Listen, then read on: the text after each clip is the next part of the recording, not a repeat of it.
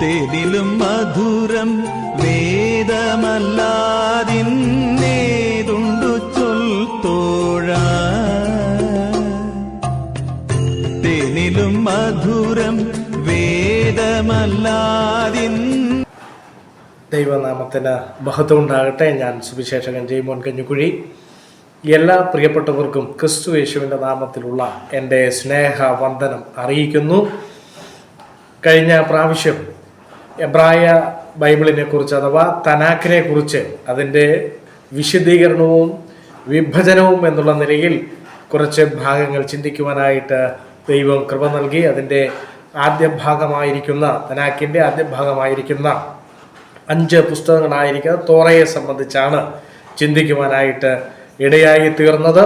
തനാക്ക് എന്നുള്ള പേര് എബ്രായ ബൈബിളിന് വന്നത് ഈ 24 പുസ്തകങ്ങളുള്ള എബ്രായ ബൈബിളിലെ ഈ പുസ്തകങ്ങളെ 3 ഭാഗങ്ങളായിട്ട് തിരിച്ചിട്ടുണ്ടല്ലോ.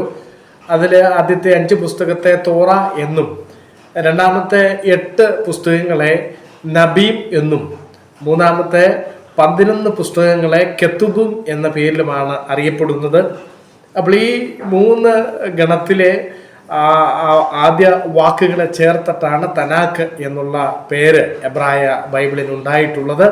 അതിന് മറ്റൊരു പേര് കൂടിയുണ്ട്, മിക്ര എന്നുള്ള പേര് കൂടി എബ്രായ ബൈബിളിനുണ്ട്. എന്നാൽ ഏറ്റവും അധികം ഉപയോഗിക്കുന്ന പേര് തനാക്ക് എന്നുള്ളതാണ്. അതിൻ്റെ പ്രാരംഭ ഭാഗമായ തോറയെ സംബന്ധിച്ചുള്ള അതിൻ്റെ വിശദീകരണവും വിഭജനവുമാണ് കഴിഞ്ഞ പ്രാവശ്യം ചിന്തിപ്പാനിടയായത്. ഇന്ന് ചിന്തിക്കുവാനായിട്ട് താല്പര്യപ്പെടുന്നത് അതിൻ്റെ രണ്ടാമത്തെ ഭാഗമായ പ്രവചന പുസ്തകങ്ങളായിരിക്കുന്ന നബീമിനെ കുറിച്ചുള്ള വിശദീകരണവും അതിൻ്റെ വിഭജനവുമാണ് ചിന്തിക്കുവാനായിട്ട് താല്പര്യപ്പെടുന്നത്. നമുക്കറിയാം, ഞാൻ പറഞ്ഞതുപോലെ എബ്രായ ബൈബിളിൽ 8 പ്രവചന പുസ്തകങ്ങളാണ് ഉള്ളത്. എന്നാൽ ഇംഗ്ലീഷിൽ നിന്നോ മലയാളത്തിൽ നിന്നോ അല്ലെങ്കിൽ മറ്റ് വിവർത്തനങ്ങളിൽ നിന്നോ വ്യത്യസ്തമായി എബ്രായ ബൈബിളിലെ പ്രവചന പുസ്തകങ്ങളിൽ മറ്റ് പരിഭാഷകളിലെ വിവർത്തനങ്ങളിലെ ചരിത്ര പുസ്തകങ്ങൾ എബ്രായ ബൈബിളിൽ അതിൻ്റെ പ്രവചന പുസ്തകത്തിൻ്റെ ഭാഗത്ത് ഉൾക്കൊണ്ടിട്ടുണ്ട്. 8 പുസ്തകങ്ങളാണ് പ്രവചന പുസ്തകങ്ങളായിട്ടുള്ളത്. അതിലെ യോശുവയുടെ പുസ്തകം, ന്യായാധിപന്മാരുടെ പുസ്തകം, ശമൂവേലിൻ്റെ പുസ്തകം, രാജാക്കന്മാരുടെ പുസ്തകം, യെശയ്യാവിൻ്റെ പുസ്തകം, ഇരമ്യാവിൻ്റെ പുസ്തകം, എസക്കേലിൻ്റെ പുസ്തകം, 12 ചെറിയ പ്രവാചകന്മാർ. ഇങ്ങനെ ഈ 8 പുസ്തകങ്ങളെയാണ് എബ്രായ ബൈബിളിൽ അഥവാ തനാക്കിൽ നബീം എന്ന പേരിൽ അറിയപ്പെടുന്നത്. ഇതിനെ പ്രധാനമായിട്ടും അതിൻ്റെ കാലഘട്ടപരമായിട്ട് 2ആയിട്ട് വിഭാഗിച്ചിട്ടുണ്ട്.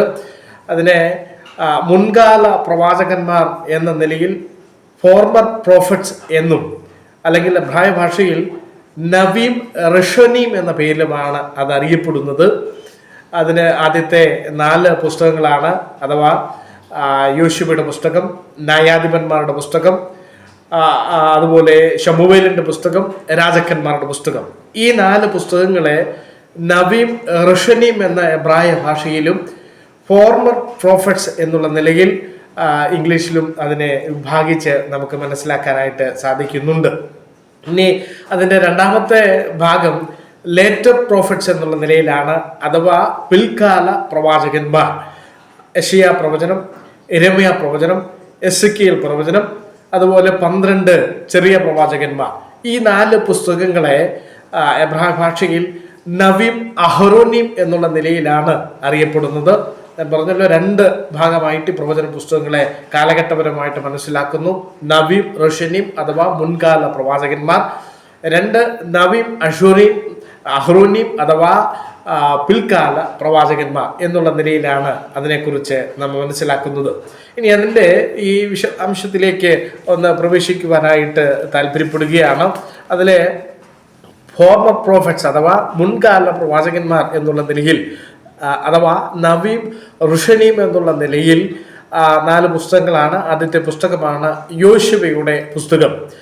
എബ്രായ ബൈബിളിൽ അഥവാ തനാക്കിൽ യോശുവയുടെ പുസ്തകത്തിന് യഹോസുവ എന്ന പേരാണ് അവിടെ കൊടുത്തിട്ടുള്ളത്. യോശുവ എന്നുള്ളതിന് യഹോസുവ എന്നാണ് എബ്രായ ഭാഷയിൽ ഉപയോഗിച്ചിട്ടുള്ളത്. യഹോവ രക്ഷ എന്നാണ് ആ പേരിൻ്റെ അർത്ഥം. ഇനി അതിൻ്റെ LXS അഥവാ സെപ്റ്റുജന്റ് പരിഭാഷ ശ്രദ്ധിച്ചു കഴിഞ്ഞാൽ ഐസോസ് എന്നാണ് യോശുവയുടെ പുസ്തകത്തിന് കൊടുത്തിട്ടുള്ള പേര് ഐസോസ് എന്നാണ്. ഇനി ലാറ്റിൻ വൾഗേറ്റിലേക്ക് നാം ശ്രദ്ധിച്ചു കഴിഞ്ഞാൽ ലിബർ ഐസുവെ എന്ന പേരാണ് ലാറ്റിൻ വൾഗേറ്റിൽ യോശുവയുടെ പുസ്തകത്തിന് ഉപയോഗിക്കുന്ന ലിബർ ഐസുവെ എന്ന പേര്. ഇംഗ്ലീഷിലേക്ക് നാം വന്നാൽ ജോഷുവ എന്നും മലയാളത്തിൽ യോശുവ എന്നുമാണ് ഈ പുസ്തകത്തെ അറിയപ്പെടുന്നത്. ഇനി അതിൻ്റെ നബീം റഷനീം എന്നുള്ള നിലയിൽ അതിൻ്റെ രണ്ടാമത്തെ അഥവാ മുൻകാല പ്രവാചകന്മാർ എന്നുള്ള നിലയിൽ രണ്ടാമത്തെ പുസ്തകമാണ് ന്യായാധിപന്മാരുടെ പുസ്തകം. ന്യായാധിപന്മാരുടെ പുസ്തകത്തിന് എബ്രായ ബൈബിളിൽ കൊടുത്തിട്ടുള്ള പേര് ഷൊഫ്തീം എന്നുള്ള പേരാണ്. ഷൊഫ്തീം എന്ന പേരാണ് അതിന് കൊടുത്തിട്ടുള്ളത്. അതിൻ്റെ LXSൽ അഥവാ സെപ്റ്റുജന്റിൽ ഉപയോഗിക്കുന്ന പേര് കിഡ്സ് എന്നുള്ള പേരാണ്. ക്രിഡ്സ് എന്ന പേരാണ് ഈ ന്യായാധിപന്മാരുടെ പുസ്തകത്തിന് സെപ്റ്റുജന്റിൽ ഉപയോഗിച്ചിട്ടുള്ളത്. ലാറ്റിൻ വൾഗേറ്റിലേക്ക് വന്നാൽ ലിബർ ഈടുക്കം എന്നുള്ള പേരാണ്. ലിബർ ഈടുക്കം എന്നുള്ള പേരാണ് ലാറ്റിൻ വൾഗേറ്റിൽ ഉപയോഗിച്ചിട്ടുള്ളത്. ഇംഗ്ലീഷിൽ ജഡ്ജസ് എന്നും മലയാളത്തിൽ ന്യായാധിപന്മാർ എന്ന നിലയിലുമാണ് ഈ പുസ്തകത്തെ നാം മനസ്സിലാക്കുന്നത്.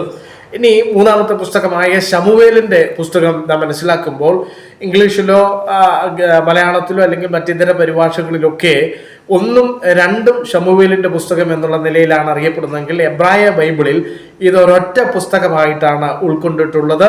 അതിനെ എബ്രായ ഭാഷയിൽ സെഫർ ഷമുവേൽ എന്നുള്ള പേരാണ് ഈ ശമൂവേലിൻ്റെ പുസ്തകത്തിന് ഉപയോഗിച്ചിട്ടുള്ളത്. സെഫർ ഷമുവേൽ എന്നാണ്, അഥവാ ബുക്ക് ഓഫ് ഷമുവേൽ എന്ന നിലയിൽ. സെഫർ എന്നാൽ ബുക്ക് എന്നുള്ള അർത്ഥമാണ്. ഷമുവേൽ എന്ന ആണ് ഉപയോഗിച്ചിട്ടുള്ളത്. അതിൻ്റെ അർത്ഥം നമുക്കറിയാം, ഗോഡ് ഹാസ് ഹേർഡ് എന്നാണ്, ദൈവം കേട്ടിരിക്കുന്നു എന്നാണ് ഈ പേരിൻ്റെ അർത്ഥം.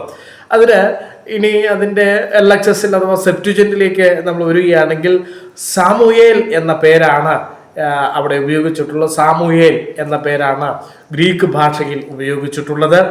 ലാറ്റിനിലേക്ക് വന്നാൽ ലാറ്റിനിൽ ലിബർ സമൂവേലീസ് എന്ന പേരാണ് ശമൂവേലിൻ്റെ പുസ്തകത്തിന് ഉപയോഗിച്ചിട്ടുള്ളത്. ലിബർ സമൂവേലീസ് എന്ന പേരാണ് ഉപയോഗിച്ചിട്ടുള്ളത്.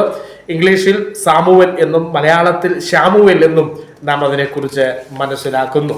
ഇനി മൂന്നാമത്തെ പുസ്തകമാണ് രാജാക്കന്മാരുടെ പുസ്തകം. ശമൂവേലിൻ്റെ പുസ്തകം പോലെ തന്നെ 1ഉം 2ഉം രാജാക്കന്മാരുടെ പുസ്തകമായിട്ടാണ് ഇംഗ്ലീഷിലും മലയാളത്തിലും മറ്റിതര വിവർത്തനങ്ങളിൽ നാം കാണുന്നതെങ്കിൽ അത് എബ്രായ ബൈബിളിൽ ഒരൊറ്റ പുസ്തകമായിട്ടാണ് ഈ രാജാക്കന്മാരുടെ പുസ്തകം ഇരിക്കുന്നത്. രാജാക്കന്മാരുടെ പുസ്തകത്തിന് എബ്രായ ബൈബിളിൽ ഉപയോഗിച്ചിരിക്കുന്ന പേര് സെഫർ മലാഖീം എന്നുള്ള പേരാണ്. സെഫർ മലാഖീം എന്ന പേരാണ്, അല്ലെങ്കിൽ മലാഖീം എന്നും പരാമർശിക്കാറുണ്ട്. മലാഖീം എന്നും മലാഖീം എന്നും പറയാറുണ്ട്. സെഫർ മലാഖീം അതിൻ്റെ അർത്ഥം ബുക്സ് ഓഫ് ദ കിങ്സ് എന്നുള്ളതാണ്. രാജാക്കന്മാരുടെ പുസ്തകം എന്ന ആണ് ആ പേരിന് അർത്ഥം. എന്നാൽ അതിൻ്റെ LXSലേക്ക് വരുമ്പോൾ അതിൻ്റെ സെപ്റ്റുജന്റ് പരിഭാഷയിൽ ഉപയോഗിക്കുന്നത് ബിബ്ലോയ് ബസലിയോൺ എന്നുള്ള പേരാണ്. ബിബ്ലോയ് ബസലിയോൺ അതിൻ്റെ അർത്ഥം നാം മനസ്സിലാക്കുമ്പോൾ ബുക്സ് ഓഫ് ദ കിങ്ഡംസ് എന്നാണ്. എന്ന് പറഞ്ഞാൽ എബ്രായ ഭാഷയിൽ ബുക്ക് ഓഫ് ദ കിങ്സ് എന്നാണെങ്കിൽ ഗ്രീക്ക് പരിഭാഷയിലേക്ക് വരുമ്പോൾ രാജ്യങ്ങളുടെ ചരിത്രം എന്നർത്ഥം വരുന്ന ബുക്സ് ഓഫ് ദ കിങ്ഡംസ് എന്നാണ് അതിൻ്റെ അർത്ഥം ഇരിക്കുന്നത്. ഇനി ലാറ്റിൻ പരിഭാഷ നോക്കിയാൽ ലാറ്റിൻ വൾഗേറ്റിൽ ലിബർ റീഗം എന്ന വാക്കാണ് ഉപയോഗിച്ചത്. ലിബർ റീഗം എന്ന വാക്കാണ് ഉപയോഗിച്ചിട്ടുള്ളത്. എബ്രായ വാക്കിൻ്റെ അതേ അർത്ഥം വരുന്ന ബുക്സ് ഓഫ് ദ കിങ്സ് എന്ന അർത്ഥം വരുന്ന ലിബർ റീഗം എന്നാണ് നാം അതിനെക്കുറിച്ച് മനസ്സിലാക്കുന്നത്. ഇംഗ്ലീഷിൽ 1ഉം 2ഉം രാജാക്കന്മാരുടെ പുസ്തകം എന്നും, മലയാളത്തിൽ ഇംഗ്ലീഷിൽ 1ഉം 2ഉം കിങ്സ് എന്നും, ഫസ്റ്റ് ആൻഡ് സെക്കൻഡ് കിങ്സ് എന്നും, മലയാളത്തിൽ 1ഉം 2ഉം രാജാക്കന്മാരുടെ പുസ്തകമെന്നും ഈ പുസ്തകത്തെ നാം അറിയുന്നു. ഇനി അതിൻ്റെ രണ്ടാമത്തെ ഭാഗം ഞാൻ പറഞ്ഞല്ലോ, ഈ പ്രവചന പുസ്തകങ്ങളെ രണ്ടായിട്ട് തിരിച്ചിട്ടുണ്ട്. 1 മുൻകാല പ്രവാചകന്മാർ, പ്രോമർ പ്രോഫറ്റ്സ്. 2 പിൽക്കാല പ്രവാചകന്മാർ, ലേറ്റർ പ്രോഫറ്റ്സ് അഥവാ നബീം അഹറോനീം എന്ന നിലയിലാണ് അത് അറിയപ്പെടുന്നത്. അതിൽ 4 പുസ്തകങ്ങളാണ് ഉള്ളത്. യെശയ്യാ, യിരെമ്യാവ്, എസെക്കിയേൽ ആൻഡ് 12 ചെറിയ പ്രവാചകന്മാരുടെ പുസ്തകം. ഇതിനെ നബീം അഹ്റോനീം എന്ന നിലയിലാണ് എബ്രായ ബൈബിളിൽ അറിയപ്പെടുന്നത്. അതിൽ ഒന്നാമത്തെ പുസ്തകമാണ് യെശയ്യാവിൻ്റെ പുസ്തകം. യെശയ്യാവിൻ്റെ പുസ്തകം എബ്രായ ബൈബിളിൽ യെശയ്യാവിന്റെ പുസ്തകത്തെ അറിയപ്പെടുന്നത് സഫർ യെശയ്യാഹു എന്ന പേരിലാണ്. സഫർ യെശയ്യാഹു എന്ന പേരിലാണ് ഈ പുസ്തകം അറിയപ്പെടുന്നത്. അതിൻ്റെ അർത്ഥം, പേരിൻ്റെ അർത്ഥം യഹോവ രക്ഷ എന്നാണ് ഈ പേരിൻ്റെ അർത്ഥം. ഇനി അതിൻ്റെ LXS അഥവാ സെപ്റ്റുജന്റ് പരിഭാഷ നമ്മൾ ശ്രദ്ധിച്ചു കഴിഞ്ഞാൽ അവിടെ അതിനുപയോഗിക്കുന്നത് യെസയ്യാസ് എന്ന പേരാണ്. യെസയ്യാസ് എന്ന പേരാണ് ഈ പുസ്തകത്തിന് ഉപയോഗിക്കുന്നത്. ലാറ്റിൻ വൾഗേറ്റിലേക്ക് വന്നാൽ ലാറ്റിൻ ഭാഷയിൽ ലിബർ ഐസയായസ് എന്ന പേരാണ്. ലിബർ ഐസയീസ് എന്ന പേരാണ് ലാറ്റിൻ വൾഗേറ്റിൽ ഈ പുസ്തകത്തിന് ഉപയോഗിക്കുന്നത്. ഇംഗ്ലീഷിൽ ഐസയ എന്നും മലയാളത്തിൽ യെശയ്യാവെന്നും ഈ പുസ്തകത്തെ അറിയപ്പെടുന്നു. രണ്ടാമത്തെ പുസ്തകമായിരിക്കുന്ന ജെറമ്യാവിൻ്റെ പുസ്തകത്തിലേക്ക് വരുമ്പോൾ അതിന് എബ്രായ പരിഭാഷയിൽ ജെറമ്യാവിൻ്റെ പുസ്തകത്തെ എബ്രായ ബൈബിളിൽ തനാക്കിൽ ഉപയോഗിച്ചിട്ടുള്ളത് സെഫർ ഇരമ്യാഹു എന്നാണ്. സെഫർ ഇരമ്യാഹു എന്ന പേരാണ് ജെറമ്യാവിൻ്റെ പുസ്തകത്തിന് ഉപയോഗിക്കുന്നത്.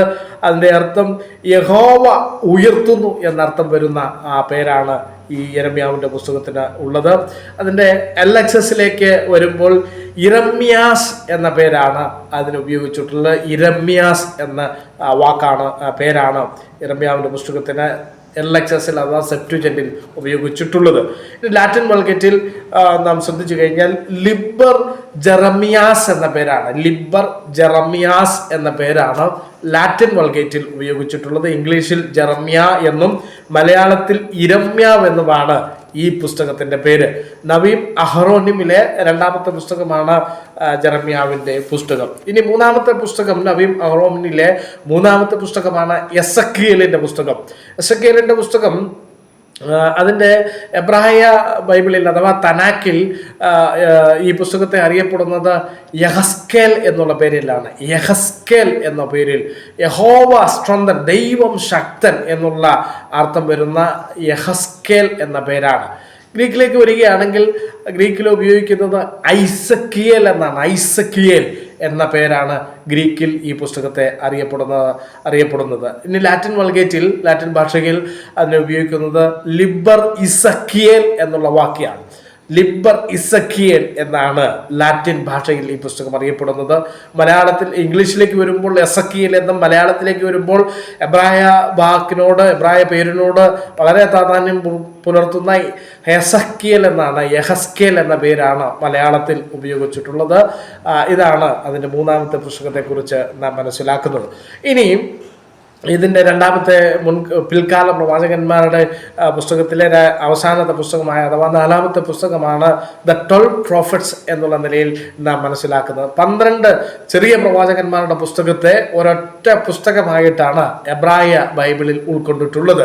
അപ്പോൾ ഈ ഒരൊറ്റ പുസ്തകത്തെ എബ്രായ ഭാഷയിൽ അറിയപ്പെടുന്നത് എന്നുള്ള പേരിലാണ്, ട്രൈ അസർ എന്നുള്ള പേരിലാണ് ഈ പുസ്തകം അറിയപ്പെടുന്നത്. ട്രൈ അസർ എന്ന് പറഞ്ഞു കഴിഞ്ഞാൽ അതിൻ്റെ അർത്ഥം ഇത് ഒരു എബ്രായ അരാമ്യ പദം ചേർന്നുണ്ടായിട്ടുള്ള വാക്കാണ്. ട്രൈ എന്ന് പറഞ്ഞാൽ 2 എന്നും അസർ എന്ന് പറഞ്ഞാൽ 10 എന്നുമാണ് അർത്ഥമുള്ളത്. 2 + 10 = 12 എന്ന അർത്ഥം വരുന്ന ട്രൈ അസർ എന്നുള്ള പേരാണ് ഈ എബ്രായ ബൈബിളിൽ ഈ 12 പ്രവാചക പുസ്തകത്തിന് ഉപയോഗിച്ചിട്ടുള്ളത്. നാം അറിയുന്ന പോലെ Hosea, Joel, Amos, Obadiah, Jonah, Micah, Nahum, Habakkuk, Zephaniah, Haggai, സക്രിയാവ് ആൻഡ് മലാഖി, ഈ 12 പുസ്തകങ്ങളാണ് ട്രൈഅസർ എന്ന പേരിൽ അറിയപ്പെടുന്നത്. ഇനി ഗ്രീക്കിലേക്ക് ഈ പേര് നമ്മൾ ശ്രദ്ധിച്ചു കഴിഞ്ഞാൽ ഗ്രീക്കിൽ അവിടെ ഉപയോഗിച്ചിട്ടുള്ളത് ഡുഡേക്ക പ്രൊഫറ്റോൺ എന്നുള്ളതാണ്. ഡുഡേക്ക എന്ന് പറഞ്ഞാൽ 12 എന്നാണ്, പ്രൊഫറ്റോൺ എന്ന് പറഞ്ഞാൽ പ്രോഫറ്റ്സ് എന്നാണ്. അപ്പോൾ 12 പ്രവാചകന്മാർ എന്ന് അർത്ഥം വരുന്ന ഡുഡേക്ക പ്രൊഫറ്റോൺ എന്ന പേരാണ് ഈ സെപ്റ്റുജന്റിൽ അഥവാ LXSൽ ഉപയോഗിച്ചിട്ടുള്ളത്. ഇനി ലാറ്റിൻ വൾഗേറ്റിൽ നോക്കുകയാണെങ്കിൽ 2 പേരുകളാണ് ഈ പുസ്തകത്തിന് ലാറ്റിനിൽ കൊടുത്തിട്ടുള്ളത്. ഒന്നാമത്തെ പേര് 12 പ്രവാചകന്മാർ എന്ന അർത്ഥം വരുന്ന ഡുഡേസിം പ്രൊഫറ്റായി എന്ന പേരാണ്. ഡുഡേസിം പ്രൊഫറ്റായി എന്ന പേരാണ് ഉപയോഗിച്ചിട്ടുള്ളത്. രണ്ടാമത് ചെറിയ പ്രവാചകന്മാർ എന്നർത്ഥം വരുന്ന മൈനർ പ്രോഫറ്റ്സ് എന്ന അർത്ഥം വരുന്ന പ്രൊഫറ്റായി മൈനോറീസ് എന്ന പേരാണ്. പ്രൊഫറ്റായി മൈനോറീസ് എന്ന പേരാണ് ഈ 12 പ്രവചന പുസ്തകത്തിന് ഉപയോഗിച്ചിട്ടുള്ളത്. ഇംഗ്ലീഷിൽ നാം എന്നെ മനസ്സിലാക്കുന്നത് മൈനർ പ്രോഫറ്റ്സ് എന്നും മലയാളത്തിൽ ചെറിയ പ്രവാചകന്മാർ എന്നുള്ള നിലയിലുമാണ് ഈ പുസ്തകത്തെ അറിയപ്പെടുന്നത്. ഈ ഈ എബ്രായ ബൈബിളിൻ്റെ തനാഖിൻ്റെ രണ്ടാമത്തെ വിഭജന ഭാഗമായിരിക്കുന്ന നബീമിൻ്റെ 8 പുസ്തകങ്ങളെക്കുറിച്ചുള്ള ഒരു ചിന്തയാണ് നാം ഇവിടെ ശ്രദ്ധിക്കുവാനായിട്ട് ഇടയായത്. വളരെ ചുരുങ്ങിയ ഒരു വിശദീകരണമാണ് നൽകുവാനായിട്ട് ഇടയായത്. ഈ 8 പ്രവചന പുസ്തകങ്ങളെ 2ആയിട്ട് തിരിച്ചിരിക്കുന്നു. ഒന്ന് മുൻകാല പ്രവാചകന്മാർ എന്നുള്ള നിലയിൽ, അല്ലെങ്കിൽ നബീം റിഷോനീം എന്ന പേരിൽ. 2 നബീം അഹ്റോനീം എന്നുള്ള നിലയിൽ, പിൽക്കാല പ്രവാചകന്മാർ എന്നുള്ള നിലയിൽ, അതിന് ലേറ്റർ പ്രോഫറ്റ്സ് എന്നുള്ള നിലയിലും ഈ പുസ്തകങ്ങളെ അറിയപ്പെടുന്നു. ഈ എബ്രായ ബൈബിളിനെ കുറിച്ചുള്ള അതിൻ്റെ വിശദീകരണത്തിൻ്റെ വിഭജനത്തിൻ്റെ 2ാമത്തെ ഭാഗമാണ് ചിന്തിക്കുവാനായിട്ട് ഇടയായിത്തീർന്നത്. ദൈവവചനം പഠിക്കുന്ന ഏതൊരു പ്രിയപ്പെട്ടവർക്കും ഈ ഒരു ലഘു പഠനം ഞങ്ങൾക്ക് വളരെ സഹായകരവും അനുഗ്രഹകരവുമായി തീരട്ടെ എന്നുള്ള ആഗ്രഹത്തോടും പ്രാർത്ഥനയോടും കൂടെ നിങ്ങൾക്ക് എല്ലാവർക്കും എൻ്റെ ക്രൈസ്തവ അഭിവാദനങ്ങൾ അറിയിച്ചുകൊണ്ട് ഒരിക്കൽ കൂടി നന്ദി പറഞ്ഞുകൊണ്ട് ഞാൻ അവസാനിപ്പിക്കുന്നു. അടുത്ത ഭാഗം മറ്റൊരു സന്ദർഭത്തിൽ ചിന്തിക്കാമെന്നുള്ള പ്രത്യാശയോടെ എല്ലാവർക്കും ഹൃദയംഗമായ നന്ദി പറഞ്ഞുകൊണ്ട് ദൈവനാമത്തിന് എല്ലാ മഹത്വവും കരേറ്റുന്നു. നീ സശ്രദ്ധമിതിലെ സത്യങ്ങൾ വായിച്ചു